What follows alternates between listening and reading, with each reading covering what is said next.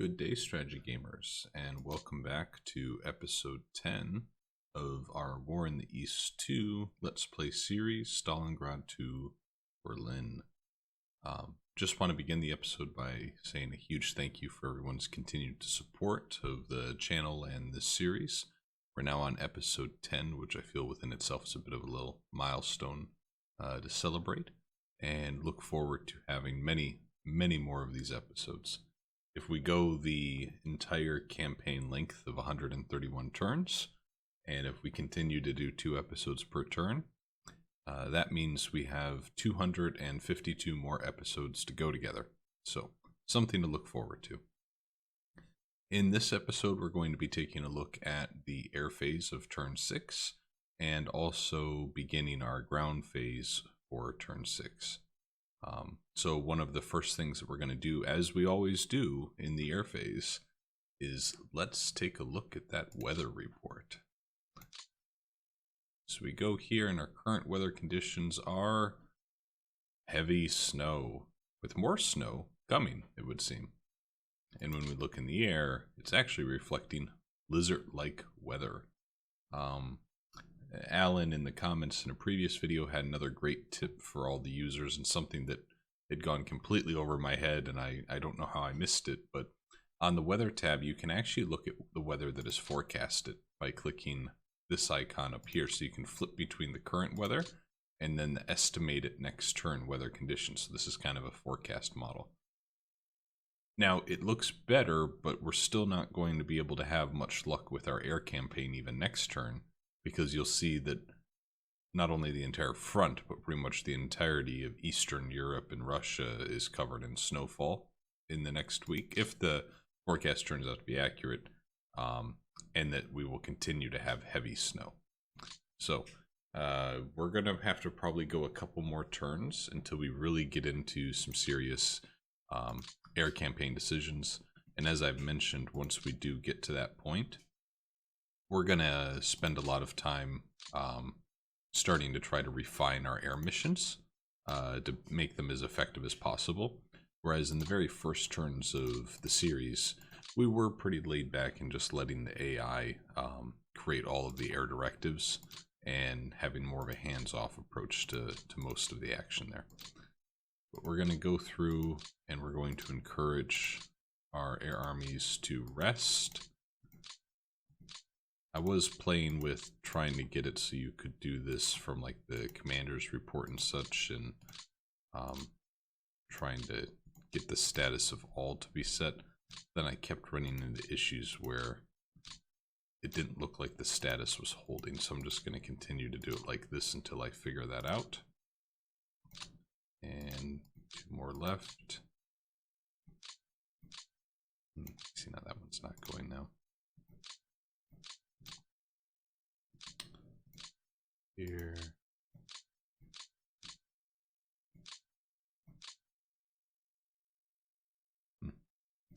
Okay. Second air army is stretched all the way down here. It looks like an air transport group had relocated, and if you recall from our last turn in our air supply phase, they had actually started to airlift in supplies to these units that had pushed out to the Crimean Peninsula. So hopefully those auto-relocate back up north to the rest of the Second Air Army. However, the current ground situation there, we don't really have any situations where we'd be desperate for air resupply. So that turned out okay. That being said, I think we've gotten everything loaded now for our air phase. We're going to go ahead and click execute the air directives, which will now begin simulating any sorties or missions that the AI may try to run. And it looks like we're probably going to be doing some recon here again. And as mentioned last time, not terribly opposed to that. And we've suffered very minimal losses, and we're already on the 4th day of the week. So I think that's good, and it's going to help us to get a little bit of an understanding of where everything sits from a reconnaissance perspective. So this will be okay. We may just finish the turn with only 3 airframe losses, which is an excellent outcome, I feel. All right.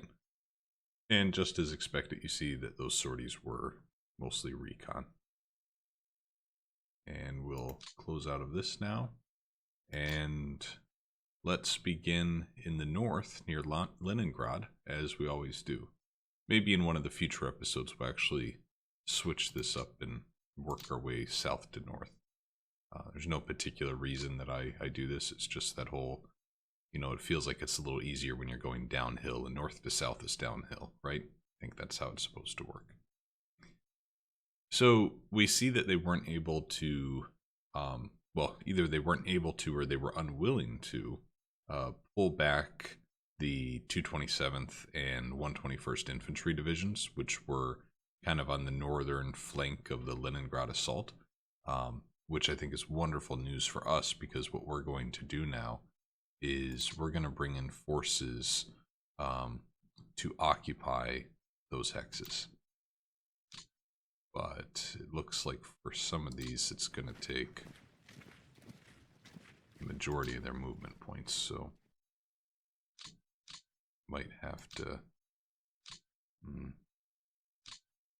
I would really like to not run our forces into a state of exhaustion to fill in that hex.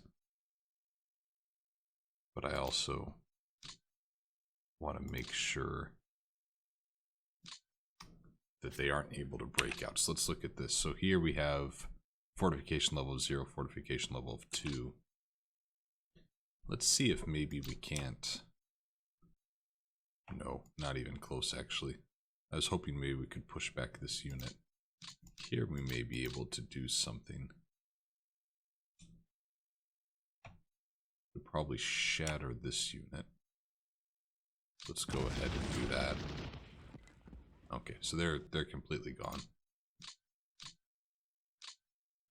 My hope is that now, go back to fortification level, this is also 0.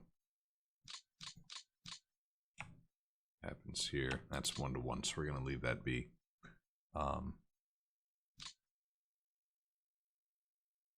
I hate to do it, but I think I need to take this unit and move it here.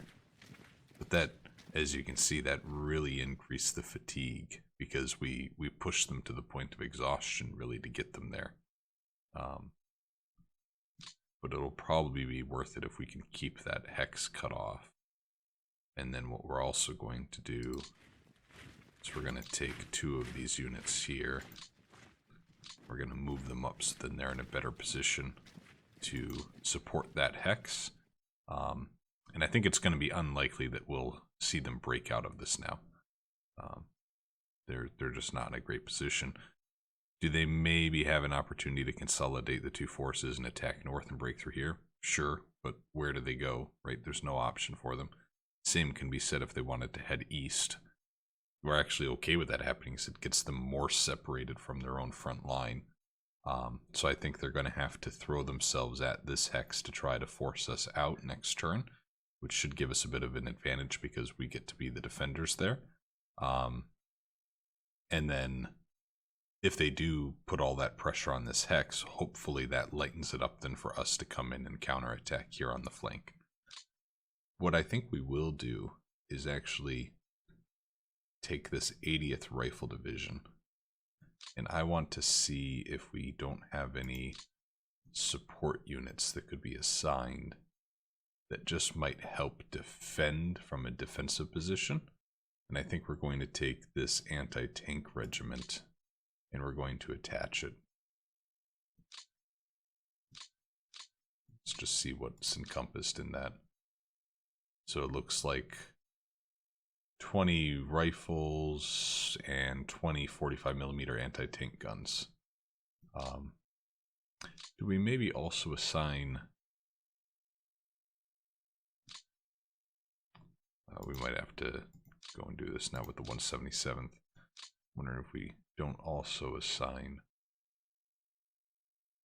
tank brigade here. Let's see. Let's do that. So this gives them some armor too. So I'm hoping that between those two, then that really helps reinforce those units into a better defensive position.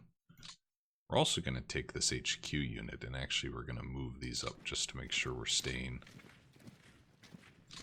within a good distance of the units we were supporting.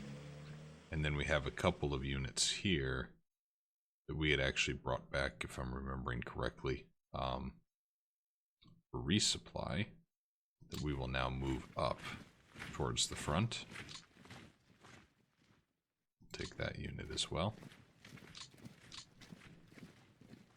Here, this is another one that is currently sitting in the rear, under resupply, not under resupply, but what we're going to do is we're actually going to move it to its HQ unit. And we're actually going to take this, we're going to change its status to refit, which will increase its fatigue reduction and increase its combat preparation point gain.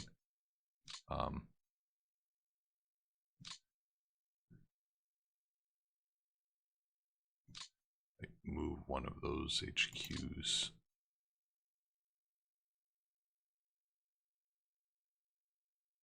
Actually, this rifle division, I think we'll move up to, well, here. And then the 10th Rifle Division, which is a little higher on fatigue. But I think we might actually see if there's not a unit that we want to take out from the front lines instead. Yes, we're going to take this 198th. I think that has 46 fatigue. And we're going to set this to a refit status.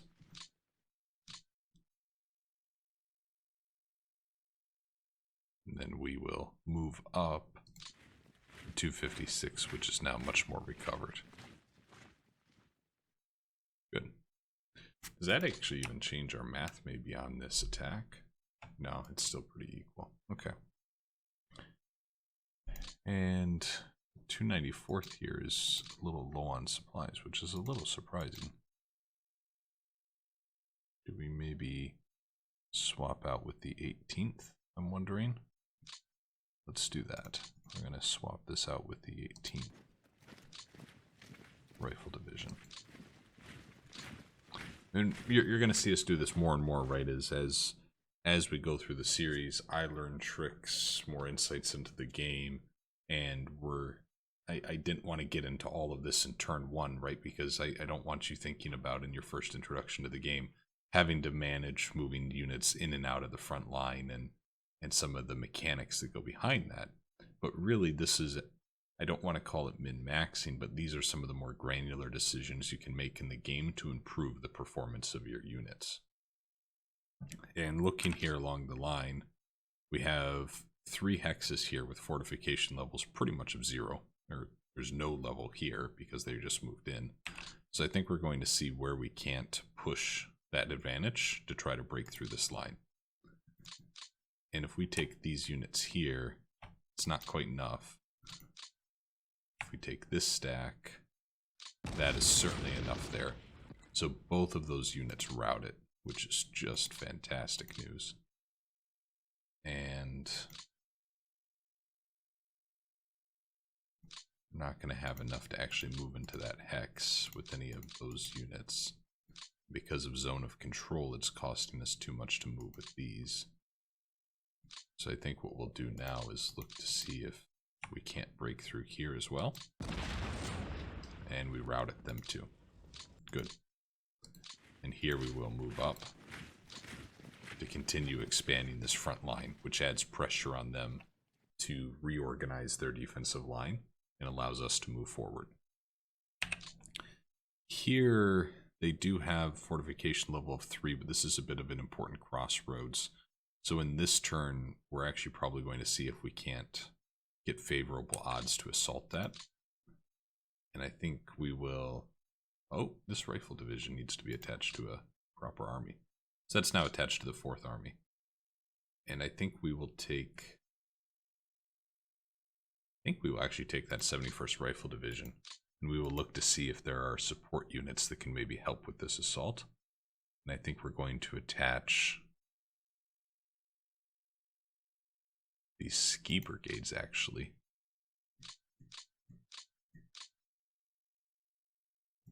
Can I only attach one per turn? I don't think that's it, because I feel like we've attached more than one per turn before. We will also look at one of these other units to add even further reinforcements to. So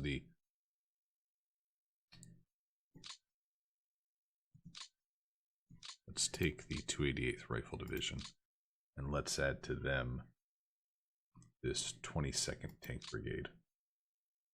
Let's look at what that encompasses. So 32 T-34s, which are medium tank, T-60s, these are our recon tanks, it has 24 or 21 of those, excuse me. And then it also has a few anti-tank guns, anti-tank rifles, and some rifle squads as well. Oh, submachine squads as well. Okay, so that's nice. So it's not simply tanks that brigade is adding, right? That mixed force is really what it is. So let's see now if we can't press through here.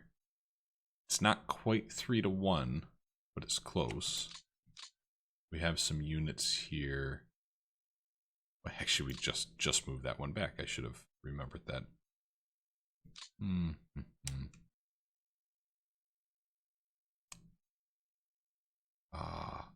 It's not quite 3-1, and they're in such a defensive position. I want to actually see if we can't continue adding some support units here to improve our odds. So we're going to add a tank brigade to this rifle division. And then this is the 4th Army, and I'm not sure the 4th Army has anything left. Oh, they do. Okay. So we will add the 185th Tank Brigade to that unit. So we've added a lot of armor now, which gives us 3-1 odds, and we were successful. And we lost 13 armored fighting vehicles, so it was a little expensive to move up into this hex, but really it's going to allow us to continue this breakout, and we've now captured that crossroads, where if we toggle our unit hexes, right, this was an important hex that we talked about a few episodes ago, where if we can take this, it interrupts this rail line that you can see moving right here, north-south, up towards all of these areas of supply where they're really focusing their armies.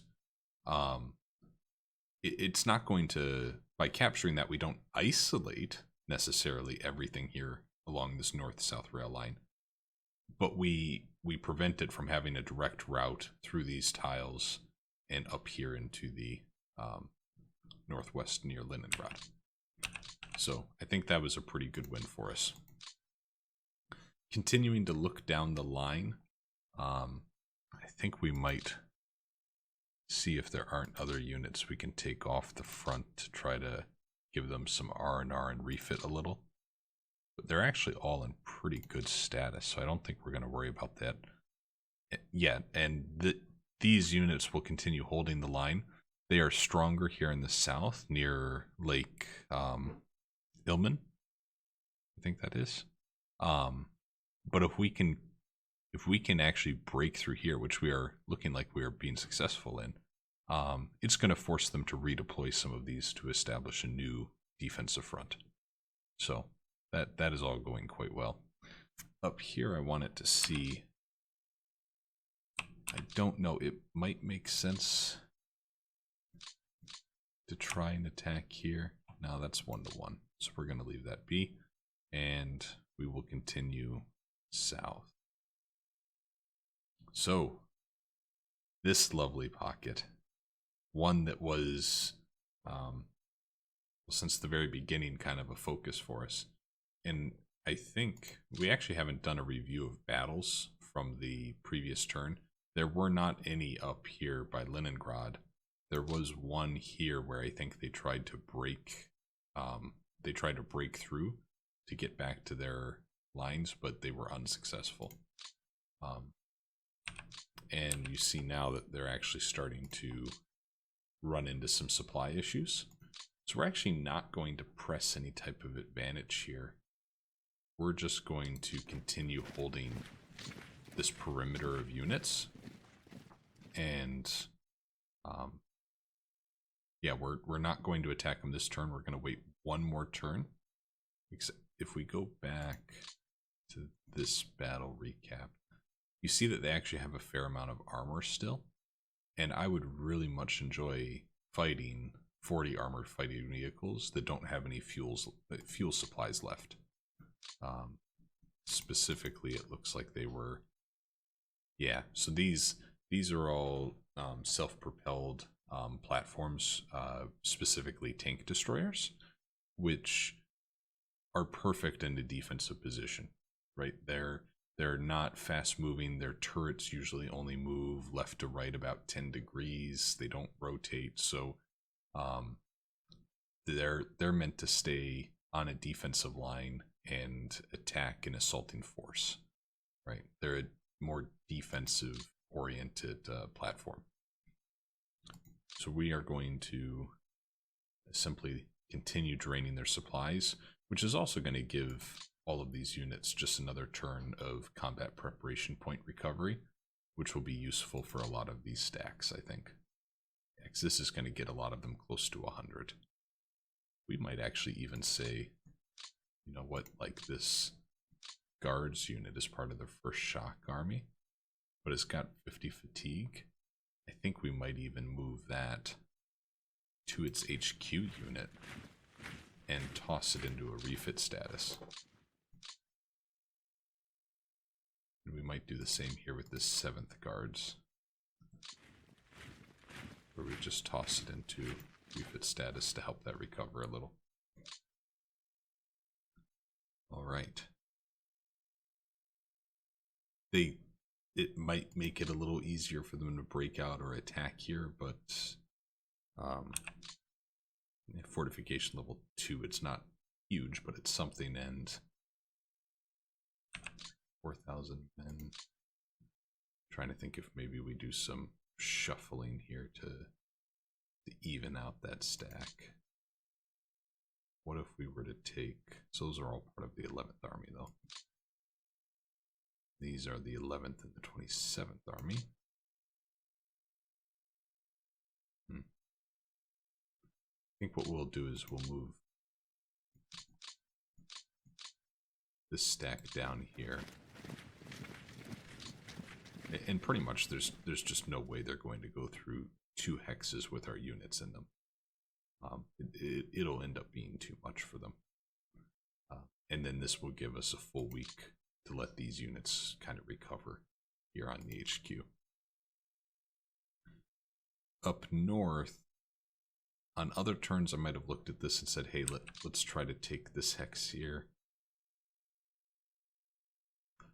But I don't know if we need to put ourselves into that type of situation. And again, it's inviting pressure because then it can receive an assault from all 4 of these hexes, which would just be so strong.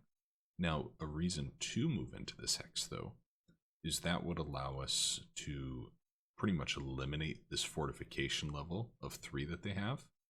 And if they were to move this unit back to this hex in their turn, it then means this pretty full strength infantry division is sitting in a hex that has high fortification level that would otherwise take, let's just say, about a month to achieve.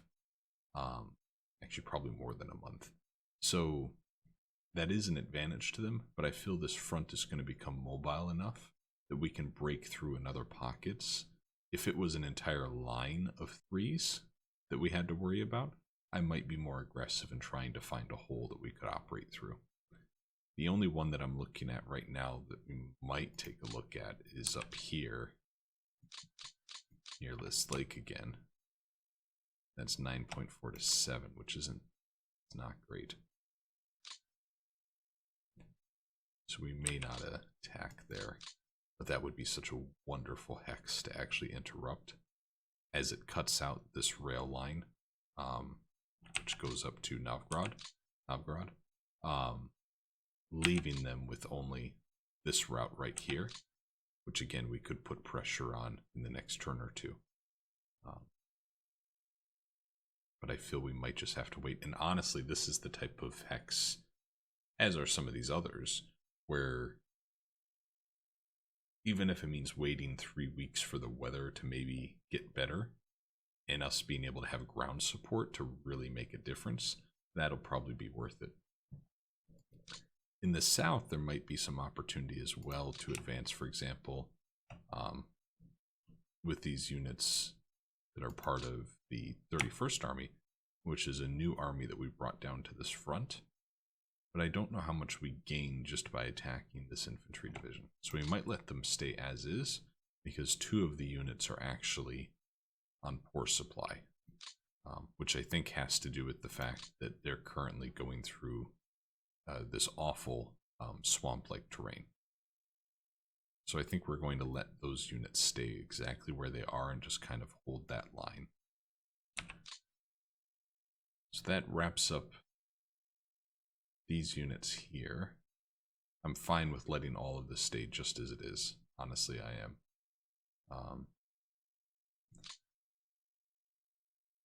Yeah. So we'll move south. We could move up our entire front line here. I think we might do so, to allow us to continue to pressure where they're allocating their own resources. So we just did that. We're going to move. I think we'll move this up just one more. And then I was just talking about leaving these here, but I think these in particular we might move up. Again, low supply, not low supply, they're not low supply, they're just not at a high operational supply level. But I think it's really going to discourage this Panzer division from trying to break through this unit here, this rifle division. But I would be kind of surprised if they try to attack in a swamp hex during a blizzard, with no other defensive line here to prevent us from just continuing right on towards their line of supply. I'm betting that they will just hold that position, and we can then take this little advancement of our forces further west. Supply situation continues to improve. I know it may not seem like it looking at all of these all of these hexes that say they're in medium or somewhat difficult supply situations. But if you remember, there was a whole group of units down here that were all of them were in red in terms of supply levels.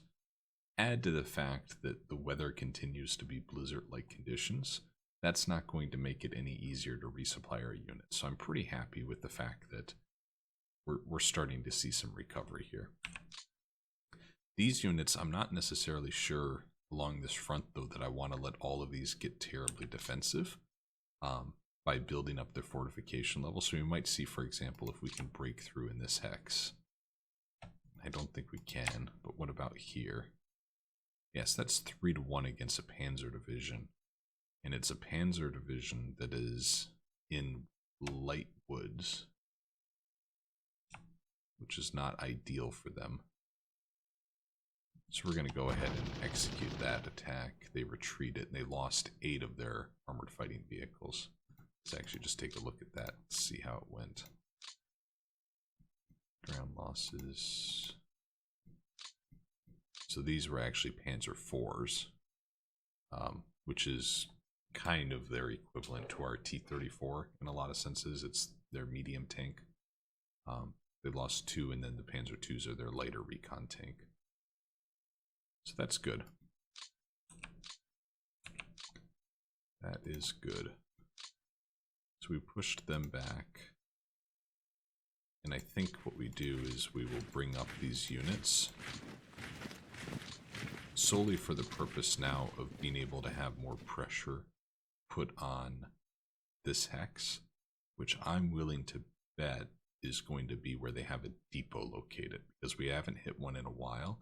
And capturing their depot here not only should help us, it should also really hurt them, as they're in the same situation of this is swamp country, right? There's a lot of trouble trying to get supplies here. As I look at this again, that's 1-to-1. Just don't know that we're going to be in a position that we can do that. We bring up that mechanized unit. Some of the fatigue levels here are pretty high. Yeah, we need to hold there. Perhaps we should have even held in this hex, but well, hindsight's 20/20 there. This unit, we have some that need to be taken off the front, because there was some pretty heavy fighting down here a while ago. You could argue maybe one of these units with the fatigue level that they're showing. And boy, that's interesting that they're not even in this hex at all. So it's a difficult supply situation, but if we force them back, and if we take this crossroads,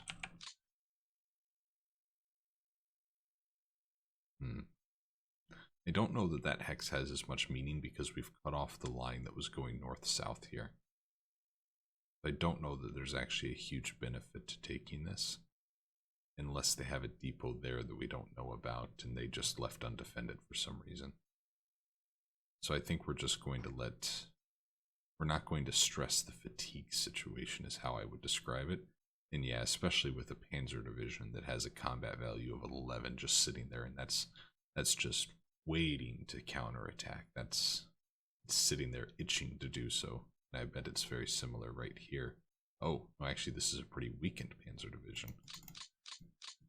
So just what would it look like? Come on. What would it look like if we... Nope, not even close. So we're going to leave that be. And then these units we're going to leave right where they are to try to continue to get some to try to get some resupply. If you remember, it was so critical last turn because we finally cut through here and allowed ourselves to have this rail line opened back up. The trouble is it still has rail damage, and I think we haven't been able to fix it, I would theorize, because it's within the zone of control of this German hex still. Because this is actually our rail repair unit. Yeah, so the Soviet rail usage goes up quite high until here. But I think, I'm not sure why that is. But here's where we have the rail damage.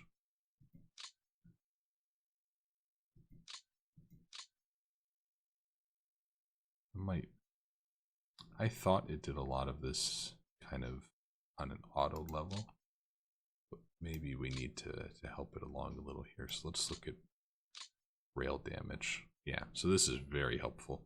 So here we can see all the areas in which the rail needs to be repaired. And we will move up this unit. Can we not, now that I have that mode highlighted? Yeah, must not be able to. So that way it's in a much closer position to be able to help repair this railroad once we've cleared out this pocket. Because when we just actually zoom out and take another look at this here, that's really the reason that we haven't been able to get as much supply to these units, because their only route currently of supply comes from this line.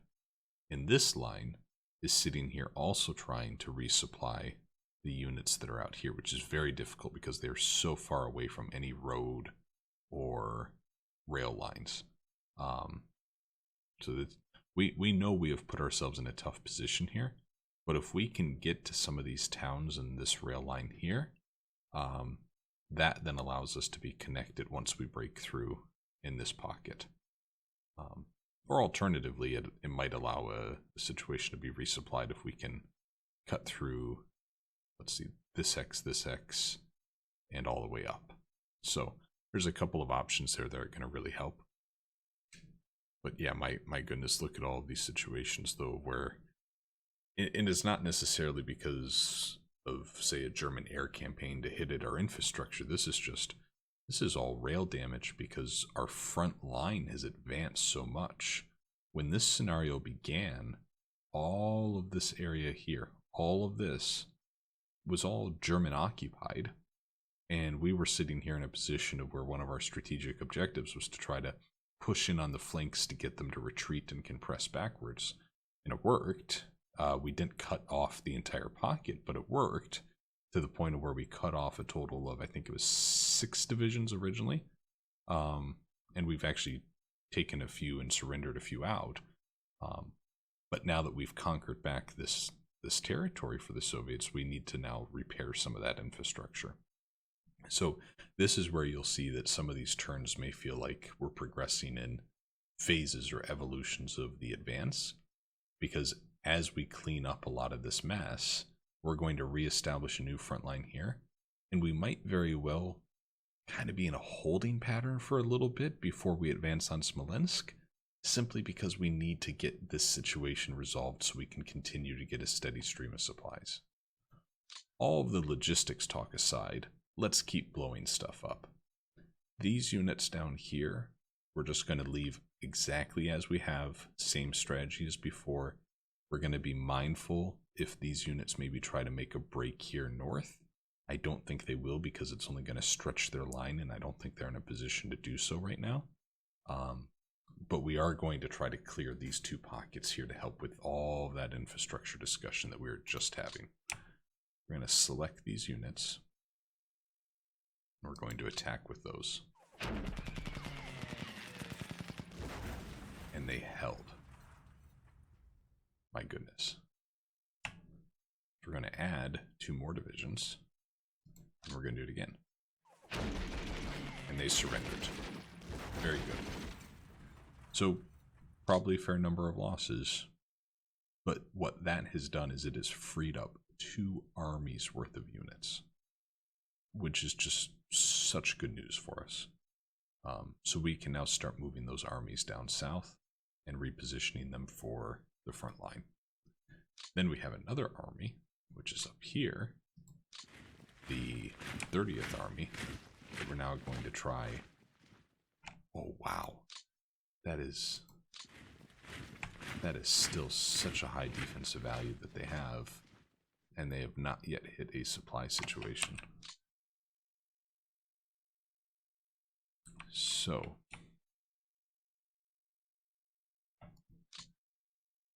I think this is kind of getting to the point of where we're going to attack, so that way their supplies deteriorate faster because they're firing their guns, right?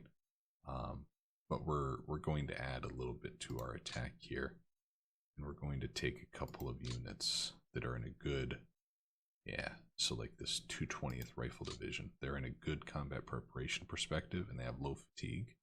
We're going to assign some support units, like we'll take this 10th Guards Tank Brigade, which is going to add 30 medium tanks, 20 light tanks, and other supporting infantry squads. And then we'll take the 375th, Rifle Division. We'll do the same. And we're going to add to them the 501st Separate Tank Battalion, which adds 5 KV-1s and 11 T-34s. The KV-1s are just the monsters of a heavy tank. Then we'll do the 253rd. We'll add to them the 196th Tank Brigade.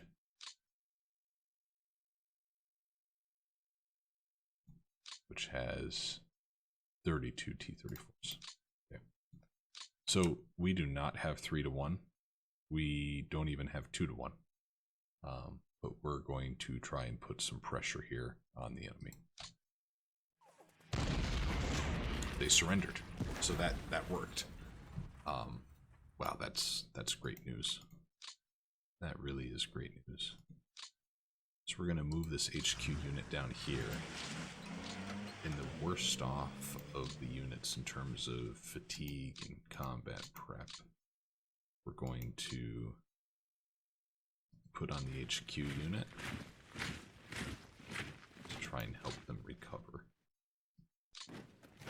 So this unit will go into refit, and this unit will go into refit. And this army we're just going to keep back here for probably 2 weeks, I would say. So that way they can have a little bit of rest before we throw them right back to the front lines. Over here, if you remember, we had this 20th Army, I believe it was. Yes, this 20th Army that we are, or was it the 5th Army? I think it was the 5th Army. This 5th Army that we are actually trying to move west towards this front, and ultimately we want this 5th Army to fill in this pocket right here. So we're going to continue with that. I think we're going to go north here. Even though the rail line is damaged, we're going to have it follow that path. That's the 20th Army, which is separate. Move these units up. These are all 5th Army, so they can go in one stack together.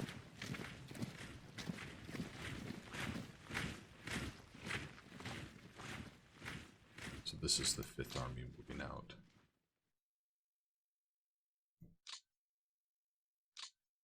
Yeah, there it is. And I think we might have to reassign the 5th Army to this. I think this was the Northwestern Front it was referred to as.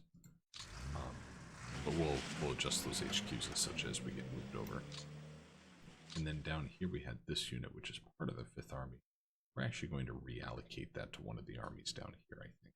Because it's going to be so far behind and have so much movement to do.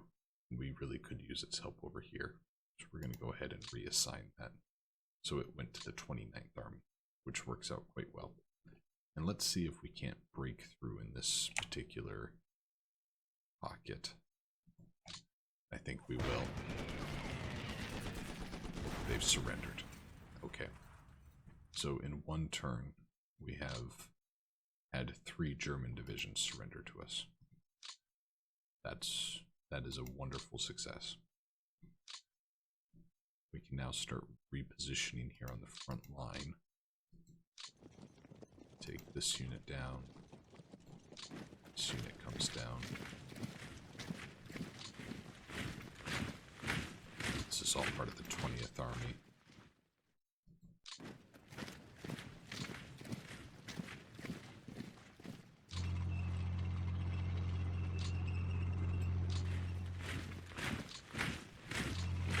All right, excellent. Going to do something similar here, where we have this 22nd Army. We're going to move them up here. And we're going to take... Actually, we have no movement points on a lot of these. Well, in that case, the HQ will come to you. We're going to have these 2 units start to refit. This works better, I think, usually when it is on a rail line. But because the rail line is damaged, and because we want that rail line using supplies, I think we'll just have them refit on the HQ right there. All right. Get some of this progress we've had. Can we maybe push through right here with these 2? That we can. Let's do that. So they retreated. Good news there. We do the same here. No, don't quite have the same odds, so we're going to let that be. So we've moved up our forces here.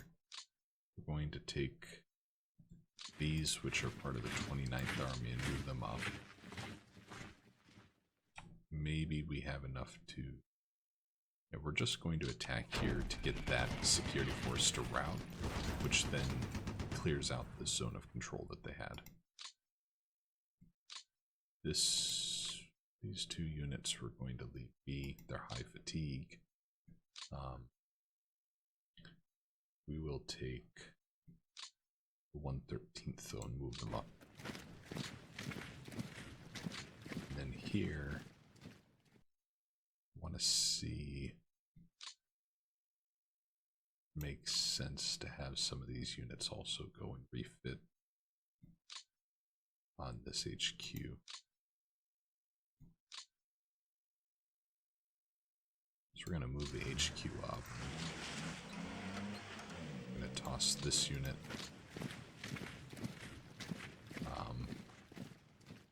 The 222nd. We're going to have these refit on that HQ. Okay. Hey, look, another construction brigade. So, this unit was routed in the previous turn.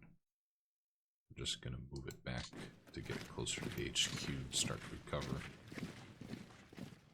And then here I think we're going to advance our front line. I actually think the German forces had retreated here on this line, which is a little interesting. I wish we had recon on what that was. We have a mountain regiment and a security division. Yeah, not quite enough there. But what we will do is we will take this entire stack and move them up. And we're going to attack here. And retreat it. Okay. Good. Yeah, we're going to leave them be right there. That's fine. This unit's been off the front line for a little bit. I think we can try to press and push through this unit. 2 to 1, we'll do it. They retreat it. And now we're going to move them up to help reinforce that position. And then right here, I actually think we're going to attack with these two units. So they retreat it. And then this entire stack we're going to move up.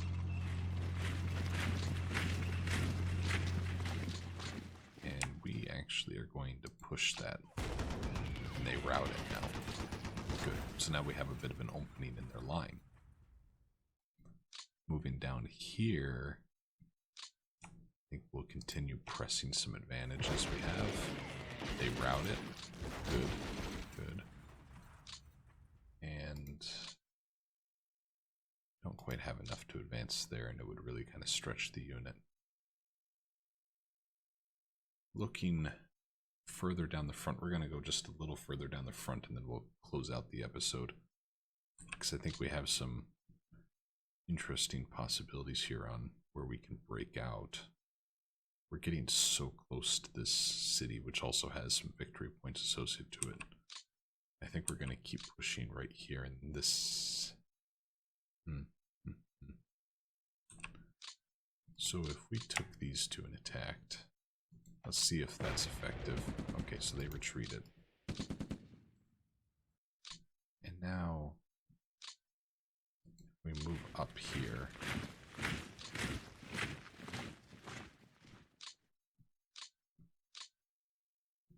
Not sure exactly how I wanted all this to work out. I'm going to take these. We're going to attack here. So now this unit only has to worry about these two hexes and what might come from there. And this unit, I think, can attack here. They held. Okay, if we follow that up with another. They routed. Okay. Sounds good. And then we can continue pressing from this side, where I think, yeah, we can get to this in the next 2 turns probably. We're going to do, let's take these 2 units. Those aren't great odds. So we're going to go with our 6th guards. We're going to assign to it this tank brigade. And if we also take this unit here, that gives us 3-1. They retreated. Now, really hope we'd actually have enough to push from this side over. It doesn't look like we do. Okay, so we're going to use these to attack here. They retreated. And not quite enough there. I actually think they had counterattacked right here and pushed back this rifle division. I think. Let's actually just look at our history and we can see. Yeah, they had. Yep, so they got us to retreat from there. They suffered some losses, so that wasn't too bad. Also, it looks like in the last turn they attacked here, but we held, which was good news. We didn't do too much of a review of battles here on this line. There was one more up here we'll just look at real quick. And here's where we had this unit rout, where they just did kind of a last ditch, see if they couldn't break through. They were unsuccessful. Okay, so I think we're getting very close to being able to have some success here down by Orel, and this is where we're going to call the episode to a close. And then in episode 11, we'll finish up our ground action phase. We'll take a look at our theater boxes, and we'll do a little bit of strategizing of what we want to do in turn 7 and how that will look. I'm quite excited to see what the Stalingrad situation is like down in the south. If you remember from the previous episode, we identified that they actually had moved up, I believe it was 9 panzer divisions. And that was causing us to sweat a little just because we didn't know what was going to happen there. So I'm excited to see what they did and where all those units ended up. As always, thank you so much for giving this a view. And if you'd be so kind to like or subscribe for the videos of the channel, really helps get some awareness out on this particular game, which deserves, I think, a lot more credit than it may get from a lot of the mainstream review options out there. And have had a lot of fun learning the game with you. Please add any feedback or questions you have about the game to the comments, and I'll do my best to help you out with that and show you some of those tips and tricks that you're looking for in the next videos. Have a great day, everyone, and thanks so much. Bye now.